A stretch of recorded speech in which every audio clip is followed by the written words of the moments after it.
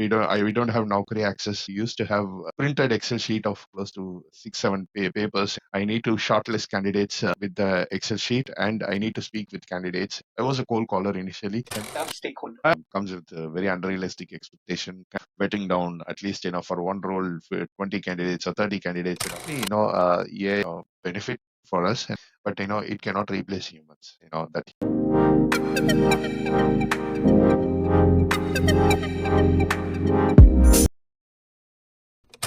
Welcome to I Am a Recruiter podcast. I'm your host, Prafulla Devi. Today we have another very special guest in I Am a Recruiter podcast. So we are thrilled to welcome Siddharth Rangan to I Am a Recruiter podcast. So first of all, thank you so much, Siddharth, for your time. We have been talking for quite a long time now, and you have helped us in a Chennai event as well. So thank you for that, because every single hand had made it successful, and you have made a significant effect or support to make the event successful there. So first of all, thank you so much for that as well. Siddharth is also a passionate recruitment leader whose journey is nothing short of inspiring. With years of experience building world-class team and navigating the ever-evolving talent landscape, he has consistently demonstrated the perfect blend of strategy, thinking, and people-first leadership and innovation. Throughout his career, Siddharth has faced and conquered number of challenges, emerging strong and more insightful each time. He brings a wealth of knowledge and talent acquisition, a market trend, leadership, and the exciting ways AI is shaping the future in recruitment. Today, we'll deep dive into his journey, like how he has started his career in recruitment. We'll also try to understand who the real Siddharth is.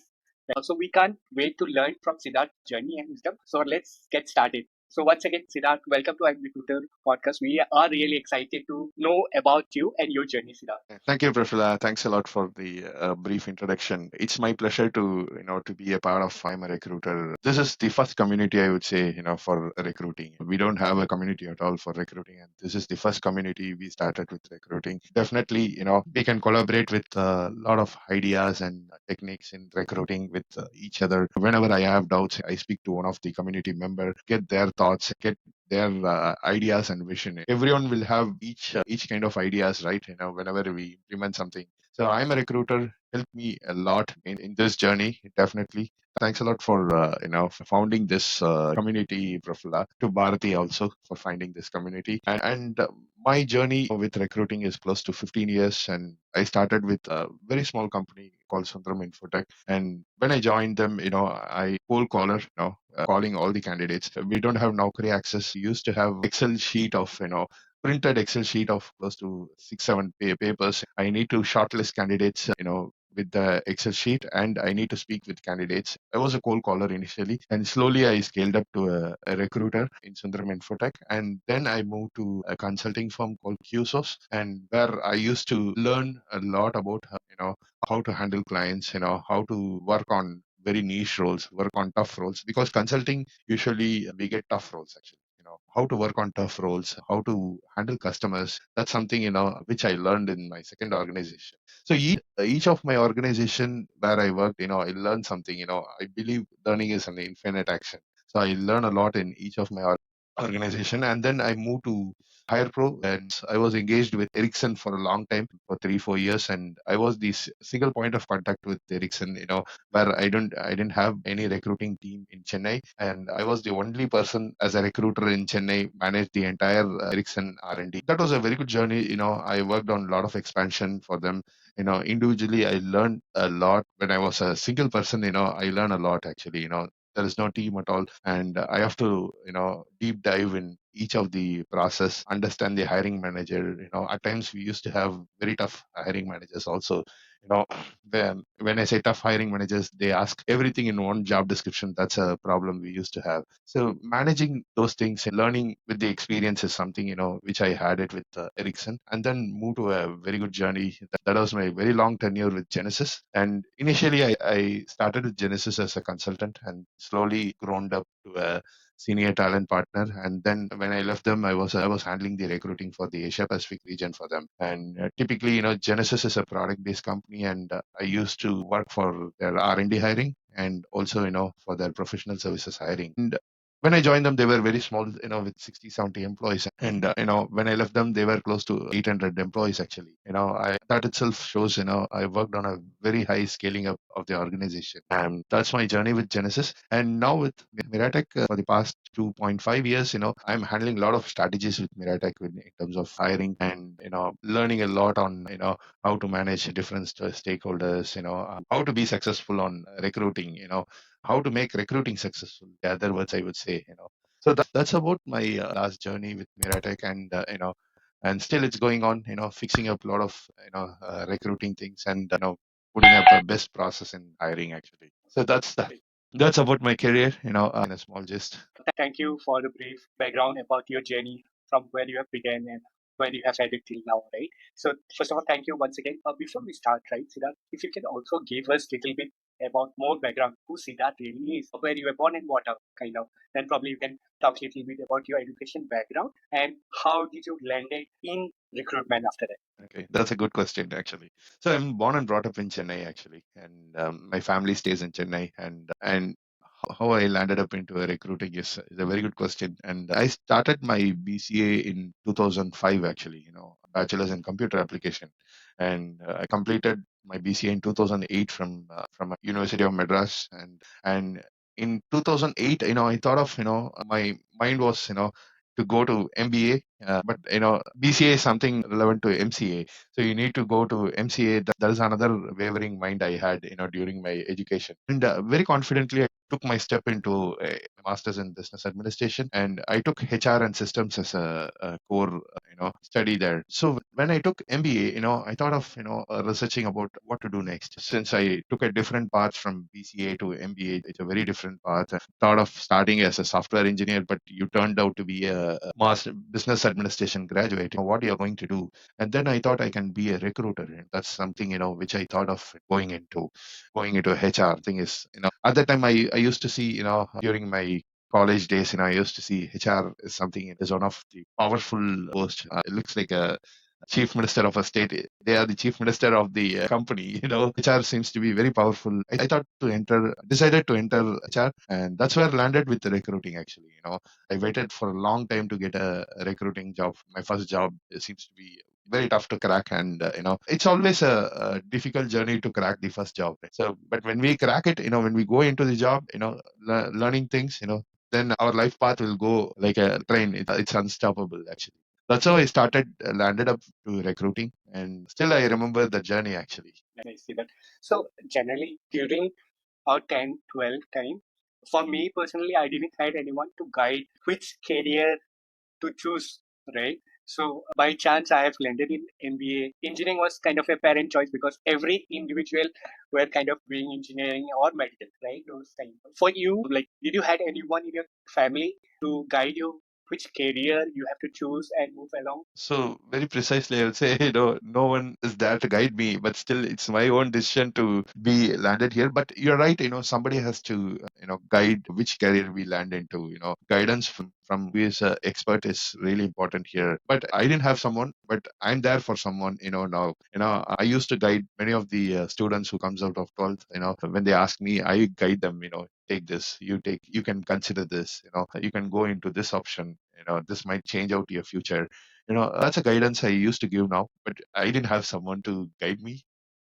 Yes. My own decision makes me to landed up here. Talking about your background, like you are from service background family or like business background family? Okay, my family is from service, actually, and pretty much it's a hybrid, I would say. Service come entrepreneurship. I'm coming from that background. Coming from a very middle background, and slowly started. It's growth. I have to grow on my own. That's something I thought in my school days itself. Not to make my parents in a painful situation, to make them pay a capitation fee for some universities. Everything, I did write entrance examinations. I stood up on my own. My parents supported, there. Each and every step which I take, my parents were beside me. Currently students have lots of options as well, right? So they can take help from lots of people, HR folks or any career advisor as well, right? Plus they also have AI in their hand, right? So who can help them in career guidance as well, right? So next question for you is, why did you choose BCA? And like after BCA, like why did you move to MBA? Okay, initially, I want to be a software engineer. That's something, which started actually, software engineer is something, in 2005, it was kind of a role. So I thought I can go into software engineering and be a software engineer. That's my initial aspiration. And then slowly, when we go into the college, learn something, our aspiration gets changed Yes. in between. Yeah, I know it's a huge shift actually. Yeah. And even I did engineering. So like once you joined BCA, like what kind of students were you? Like you were very studious, you loved programming, or you were kind of a people person. What was the triggering point that made you join MBA and that to HR? Okay, definitely a people person. That's why I chose MBA actually. When I landed up into BCA, initially the programming stuffs are, very interesting, but beyond that, my people skill is even more outstanding actually. Engaging with people, interacting with people, understanding their problem, finding out a solution for their problem, and also, something is beyond the system actually, which comes psychologically. It comes from our own mind to mind, and reading others' mind, do some good things, and coordinating things. It came naturally to me, and I thought computers are not my cup of cake. And definitely we should choose, something which is on my way, which we are doing it every day. That's why, I went to MBA, chose. Okay, so challenges, yes, definitely challenges will be there in each of the organizations, each of the places. So one particular challenge I faced is, initially getting my first job is one of the challenge actually.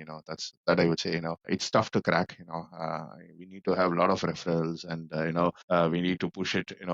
Not by ourselves we can able to stand, because at that time, even now, for one job we are getting 500 to 1000 resumes, especially for recruiting careers or HR careers. And when we post a job, we used to get, there is a lot of competition. At that time I realized how I'm going to outstand with with a lot of resumes. When we have 500 resumes, how I'm going to be outstanding out of 500 resumes. So at that time only I thought I have to write my own resume. That's how I started. That was my first challenges I faced in my career. Slowly, entered into a contractual role, and then that's another challenge I had. How to make it permanent. That's another challenge I had in my initial phase of career, and I traveled through these challenges, and then, once for all came to a very good role, and started doing a lot of things. How to manage stakeholders. All my experience came out of learnings actually. So that's one of the key factor I would say. Each and every role I learn something. I don't mind learning from anyone. I believe learning is an infinite action. So I learn from whether it's a senior or junior. So each of my challenging situation travel through learning. If I do a mistake, then I would realize that I should not do this mistake again. The same mistake, I should not do it again. So that's something, which I'm very clear about it. What was one thing you would suggest doing everyone which will help them grow in their career faster? Okay, I would say, being innovative, honesty, being very honesty, and very punctual. That's something, which made me to be very successful. We use a lot of ATS actually. Being very cleaned data. Even I can relate very much with you, right? When I was working with a consulting and when I moved to a corporate, right? When I was a contractor, and the same thing which you have mentioned, right? Be punctual, be true to yourself, be dedicated, do Yeah. things with dedication and all. Hard work definitely matters, right? So there are like multiple people available in the market. How you are differentiating from those people really matter, right? So I can still tell like my consulting or like contractual days, right? When I was starting with Adobe, it was just a 6 months project role. It was not a contract role also. It was a project temp role, right? It was just for a 6 months project. And I gave my 100 to 100% as well. Definitely, I try to do things with lots of innovation as well, lots of learning, plus how I can innovate those things, right? One of the problem statement which was given to us at the time was like how we can hire 250 people in 6 months, right? So what we did was like I was very young. So I and few of my colleagues, we proposed that we can do hiring events across multiple cities, multiple weekends, right? And try to gather more and more offers and all. And once we have offers, then it's much more easy to convert them, right? So definitely, I can recall that dedication is required. hardworking is required. That's something, which I used to advise everyone, how you're going to stand, in front of 100 resumes. It's an opportunity, for us, how we are going to be outstanding on this. Use every opportunities which we get. That's something which I used to advise everyone. Yes, yes. You also mentioned about like stakeholders, right? And during our previous discussion, also you have mentioned that you have managed some of the toughest stakeholders. So can you Yeah. give us some tips and tricks, like how to manage some of the toughest stakeholders and how we can win the battle with them? Definitely, tough stakeholders. I would say communication is one of the major point. Where stakeholder gets comfortable. We need to communicate each and every process. Whatever happening in the hiring process, because tough stakeholders are really tough. They used to ask us, what's happening. But before they ask, we update them regularly on what's happening. That's something makes them that this person can do this. It builds trust actually. So I would say communication collaboration is something which is really important in tough stakeholder management actually, and building trust is something which makes them even more comfortable. This person will do this. This person will, they come to a perception that this person can do this. Let's leave it to him. We can slowly convert the tough stakeholder into a very good stakeholder. In my career, I used to have a lot of tough stakeholders, but now they are very good stakeholders for me. I converted them into a very good stakeholder. By collaboration and communication is something which makes them even more comfortable. Yes. So, as a social being, right, we all love talking to people. We love communicating to each other. But sometimes we, as a individual, might have had gone through different experiences, which might be good, which might be bad, and because of those experiences, people react in a different way, right? So what do you mean by tough stakeholder? Because for the young recruiters who might be entering the recruitment industry, for them to make them understand what is a tough stakeholder. I would say, definitely when I say tough stakeholders, they are really tough actually, not very easy. They're starting from their job description, comes with a very unrealistic expectation, considering the entire hiring process, betting down at least, for one role, for 20 candidates or 30 candidates, which makes them even more very tougher. So these are the categories I would say they are tough stakeholders, parameters I would say, to make them very tough. So in order to have very good job description, I would speak to the stakeholder, have a calibration discussion, discuss with them on what is required for this role, really required for this, what is not really required for this role, and definitely ask them, do you need multiple skill sets on this one job description? Help them to understand the situation that it's very hard to find, multiple skill set in one job description. Help them to understand how the market looks like, and also, when we have very niche roles, bring them on a screen sharing session, show them how the market looks like, because they will, how stakeholder thinks that, that I'm not getting resumes, that's the only thing they will think about it. But on the recruiter aspect, I would say, what's happening within us, we should show the reality to them. So that's one of the area where they would be very comfortable with, they understand the reality when we show it, and apart from this, weekly candidates with them, that's something that makes them even more comfortable. At times stakeholders expect that, we need to have regular updates on what's happening in hiring. So that is one of the parameters I would say to categorize a tough stakeholder.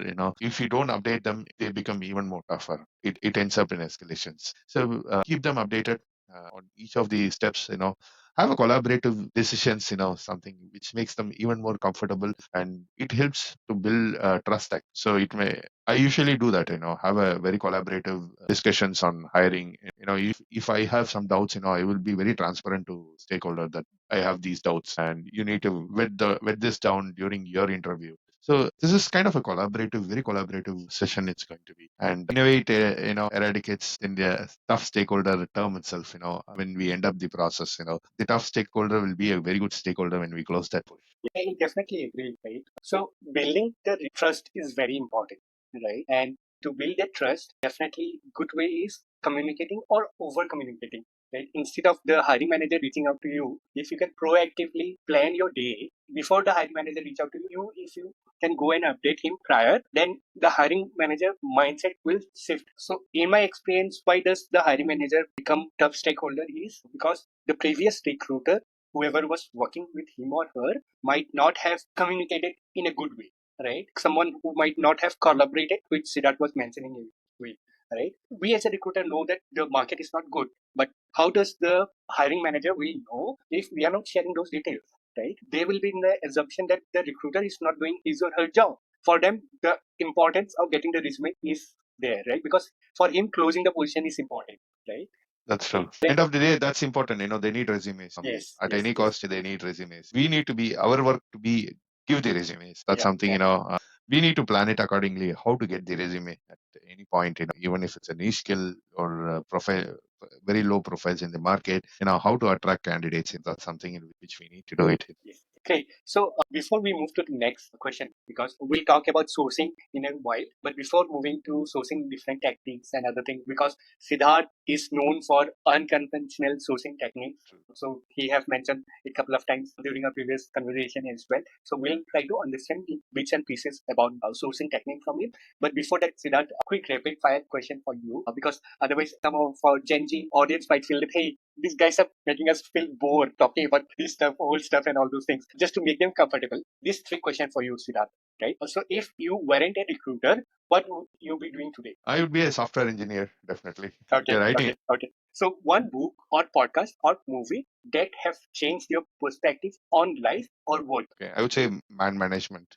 That's something which changed me. Yeah, Okay, to can you be a tell me a little manager. bit about that? Okay, my initial days during my college days, I read a book called Man Management by Satya Sai Baba. So that book, which was really made me to be a management person.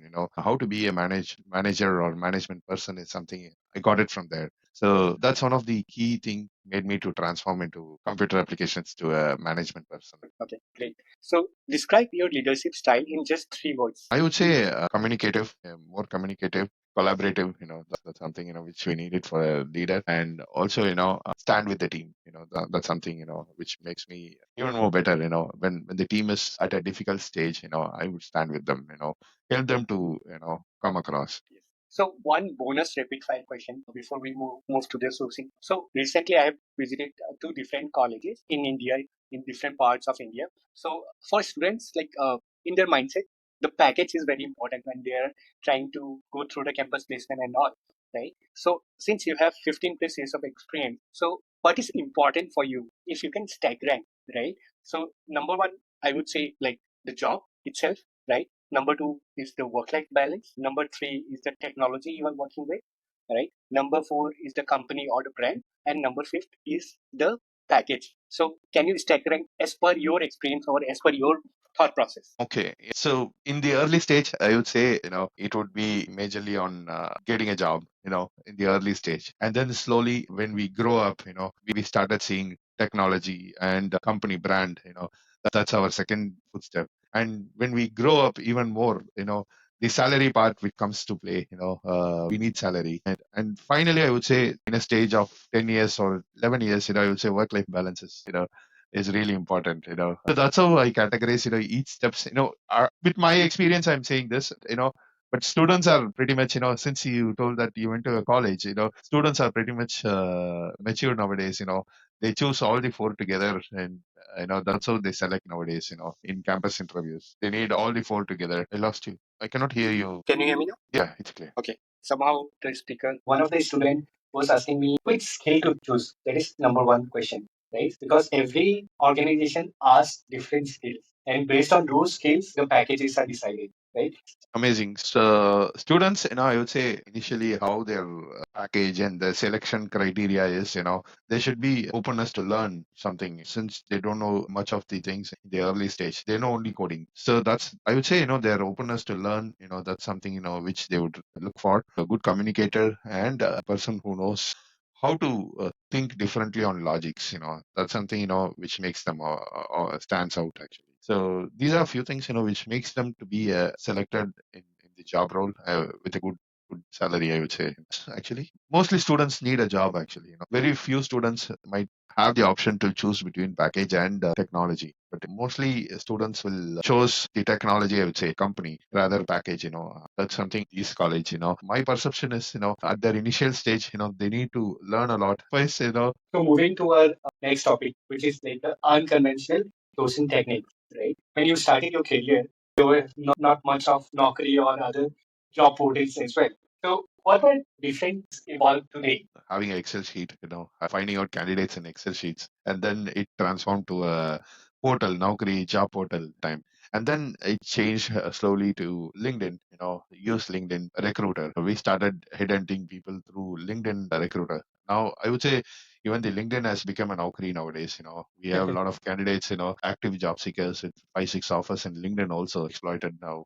I started doing, finding out tools which made me to be successful in sourcing. I do open Boolean searches regularly using and or not in Chrome itself, Chrome. And apart from that, I use tools like Okahunt is another tool which helped me to find out candidates from GitHub actually, open candidates from GitHub. I use a tool called Recruitment. That's another tool which helps me to put a X-ray search for me in various sites like LinkedIn, Dribble, Kaggle. These are various tools I use actually on day-to-day activities. I also use Amazing Hiring. That's another plugin I use actually. And apart from the People Finder and Rocket Reach for finding out candidate numbers actually. So these are few tools which I use in day-to-day activities. And definitely these tools makes a difference actually. Though they are started evolving now only for a few years, and but when we go into LinkedIn or even Naukri, we see candidates who are actively looking out for job changes. There are very limited scope for passive candidates, but I have done that also, reaching out passive candidates. We should have a very good elevator pitch, when we reach passive candidates, help them to understand about the job description, about the company, why they need to be here. That's something in which we have to make them understand actually. That's really important, when we do reach the passive candidates. But I've done passive candidate hiring a lot, and that seems to be 95% successful, I would say. There is a risk of 5% of retaining, but still reaching out passive candidates makes us even more successful. And these tools, really help me to, be successful, think differently, beyond Naukri and LinkedIn. These two tools, help me to navigate my day in and day out every day. Every time when I get a role, I put a Boolean search in Chrome, get some candidates results, how it looks like, and reach them. Do a lot of combinations with Boolean actually. I've done diversity hiring also. I've done, adding him or her in the Boolean searches. That is one of the way we can find out diversity profiles from LinkedIn. Segregate diversity profiles. So definitely, these tools can help everyone, to overcome their job offer declines, finding out candidates who is shopping 5, 6 offers. Okay. So these tools are basically a free version or they are a paid version too? So all these tools are free actually, Okay. zero cost involved, especially this Rocket Reach only is a paid version, but still we can find out 5 contacts in a month actually. But still these are pretty much free versions, I would say, the Recruiter, Mocha Hunt, these are free versions. And using Chrome searches also, it's super free actually. Okay, good to know. Great. So moving to our next question, Siddharth. So in today's world, how would you say the top skill the recruiters need to thrive in this competitive, demanding landscape? Okay. So I would say their innovation is really important here. How innovative they are, and how dedicated they are to candidate as well as the stakeholder. That's something is really important. Candidate experience is something which is really important. I would say recruiter gives a great candidate experience. They really stands out. I believe in that actually. I have done that. In my past. We used to have a hiring. We had some candidates got shortlisted, and unfortunately that role gets on hold or something. And after 2, 3 years, I reached the same candidate and asked them if they are available. Candidates used to get shocked actually. You still remember us. That's a touch we need to give. I would say, a recruiter keeps remembering their candidates. That's really important here. Good to know. Even I believe that the candidate experience matters a lot. And again, like if you have a good candidate experience, your offer decline percentage will also decrease. Right. Personally, for me, throughout my career, like I try to make a good relation with my candidates, and because of that, like I have seen a significant amount of offer decline percentage going. If I need to compare with other recruiters within the organization I have worked, and they try to ask, what is the different thing you're doing? I'm not doing anything different or magical, right? I'm just trying to follow the process and trying to give better experience by updating them, communicating them, and keeping them engaged throughout the process. Moving to the next question, which is again the buzzword. Yeah, AI is transforming recruitment landscape throughout the journey, right? Throughout the end-to-end hiring process. right? What opportunity or challenges do you foresee with AI-driven hiring tools or platforms? Okay, so AI evolving, yes, 100% it's evolving, and in recruitment, it's evolving a lot actually. Yes. Even today I use ChatGPT for tell me this, tell me that. I ask a lot of questions. I in fact ChatGPT also haven't trained that much. I'm asking a lot of questions to AI. So definitely, AI is benefit for us. Technology is a benefit for recruiting, but it cannot replace humans. That human touch cannot be done here. That's a con, I would say. It cannot be a human factor. Definitely, when we go and speak to the candidates, cannot be done by AIs. Recently also I saw an AI interviews a candidate. What AI is interviewing a candidate. How can it be possible? But I see that it's doing it. But it I mean, cannot. it's doing it very well as well. It gives a precise feedback. I Yeah, saw the yeah. feedback. It's doing an end-to-end interview. AI is doing a bot is doing an end-to-end interview. It's something which makes me even more. It looks to be good for future, but maybe it's not good for candidate experience. Also, in terms of that human touch is missing. Also, so much dependable on technology. In a way, it's benefit. In a way, it's not a benefit. But definitely, AI cannot replace a human touch. Yes, I do agree that AI can't replace human currently, but the transition, how it is happening across talent acquisition landscape, sometimes if I need to think back, is it really not replaceable or AI will replace? That thought process comes to my mind quite often, to be very honest. For example, AI is there to write your job description. AI can help you during the kickoff meeting as well. AI can help you in screening and stack ranking as well. For example, right? So today morning only I was trying to do an experiment. So I have downloaded a job description. I have downloaded 10 resumes. And what I did was I have uploaded the job description first. Hey, I want you to go through this job description. Then second prompt I have given, hey, here are the 10 resumes. Can you help me screen the top five? Yeah. And with the recommendation, with the detailed specification, why this profile is good match and why not. And trust me, it has given me so nice outcome. And when I gone through the details, it was a nice match, right? So that is the experiment. It's personally I have done. Second thing regarding the screening call. So last year I was using Talent Java. Currently I haven't used now, but last year when itself it was so advanced because again I need to upload the job description, I need to upload the resumes. So it can take up to 200 resumes together it seems. So and it schedule call like a human with the candidates, take interviews like human, and record the voice, record the feedback in detail, both voice as well as in written. What are the things? And so he shortlisted top five and given to me. And trust me, I have interviewed the top first two, and both of them got offered. Agree with you. So I've done these experiments too. These are proven experiments from AI. With recruiting. Definitely, I would say. These are that's what these are advantage for us actually. Definitely an advantage. Saves time. Of a recruiter. Where recruiting spends a lot of work in screening resumes. When we have the two in a role, we have 1,000 resumes. We cannot do the screening for 1,000 resumes, but the AI does it, even more faster and efficiently. And it's an advantage in a way. Definitely I would agree with that. But only the personal touch maybe it might Yeah, be missing yeah, it, yeah. but still, I would say, there are a lot of tools like I see a lot of interviewing company also has AI bots actually. Recently also I saw one of the AI bot interviewing the candidate, and I see a lot of tools. As you said, there is a tool called Text.io, I think. That Text.io gives me the entire job description vetted and cleaned up job description. And there is a tool which creates a resume also, which just we need to give a sample resume. It creates a resume for us, and there is a tool can create entire questionnaire for interviews. It does actually, definitely, it is a boon for us, and it is an advantage for us, and in a way, in a personal touch, may not be AI cannot be that efficient, but still, maybe down the lane 2030, who knows, a recruiter can be replaced as AI. Who knows that you may not know the future. The generative AI is going on in a different way, actually. They scaled up in a different way. Their trained models is in a different way. And you never know, right? Like ChatGPT, how ChatGPT have transformed the complete landscape. Everyone is using ChatGPT. True. We might also have a AI recruiter assistant as well in your pocket, in your mobile, which can help you in every aspect. Even though you are there upfront, front facing the client and the customer, back end you have your own personal assistant who can guide you throughout the process. True, true, true. I also saw one of the podcast actually. I'm a recruiter podcast before. One of the recruiter told that I'm not confident in framing an email at times. And I use ChatGPT for that.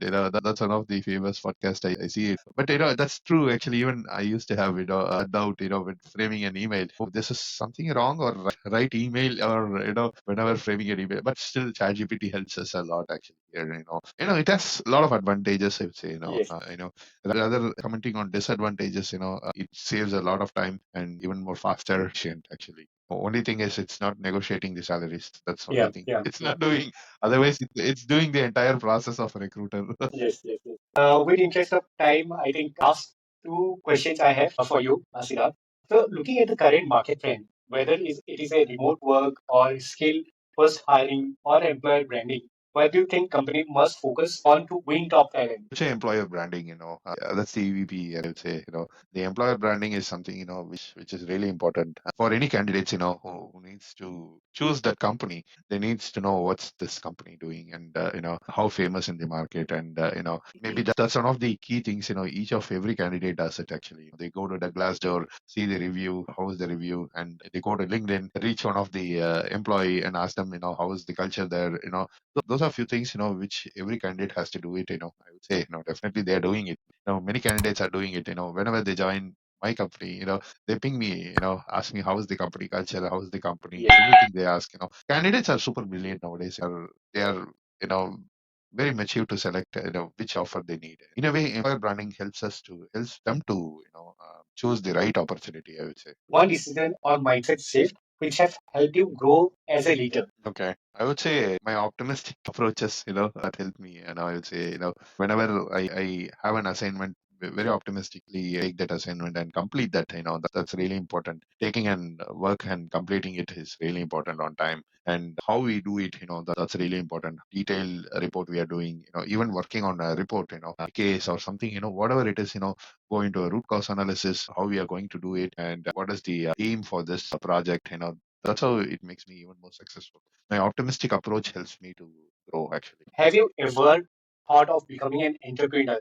Because you mentioned that you had an entrepreneur background as well, along with a service background. Have you ever thought to start your own venture? That's number one. Number two is, if so, do you think everyone talks about recruiting is broken? Let's say if you become an entrepreneur, will you try to solve the broken piece in recruitment? But definitely, if I get an opportunity, I would definitely fix the issues in recruiting, how we can transform recruiting. But my end goal is, to make recruiting the best actually, I would say, the recruiters are the, eyes of the company, I would say, they are doing it, everything for the company, growth, the company is growing just because of recruiting. So, in a sweet note, definitely we have to put you in front of every leader, business leader, who think recruiting is just a supporting function, right? Because whenever there is a budget cut, first cut will be the recruiting team itself, right? True, true, true. They are the, I would say they are the saviors of the organization.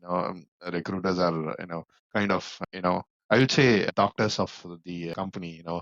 They help to grow the company. They help to fix the issues, and this is the only function which helps, which are across the organization. I would say, Yes, yes. every employee knows a recruiter. When that's the fame which gets to recruiters. Actually, I'm proud to be a recruiter. Definitely, at any Same point. here. Even I am proud to be a recruiter, and that's the reason why I think we have started I'm a recruiter together, right? Yeah. So, to end, first of all, thank you so much. And I told before, I'm a recruiter, does a lot of things. Transforming the recruiting is something which I'm a recruiter is doing. I'm privileged to be a part of it, even as a core member. Definitely, which brings more value to the entire community. Also the collaboration between each of us, makes us even more stronger. That's something we didn't have a community at all, for a recruiter. We do have a community for HR folks, but we never had a community for recruiter. This is the first community, I would say, for recruiters. And definitely, doing a lot of good things. Keep up the good things, and looking forward to grow with I'm a recruiter. and the tools which you mentioned for our recruiter friend, if someone is using or listening to this podcast, definitely they can try to download and try to use these tools, which will be helpful. And Siddharth is also available in LinkedIn as well as in I'm a Recruiter WhatsApp group. So if you people feel free to connect with him. He's a great guy and he is very friendly and very supportive as well. So with this, Siddharth, once again, thank you and looking forward for more fruitful discussion in future as well. Thanks for this opportunity. Definitely, I'm here to help the recruiting fraternity. And I can, whatever help I can do it for them. Anyone can reach out to me for any assistance. And have a great day.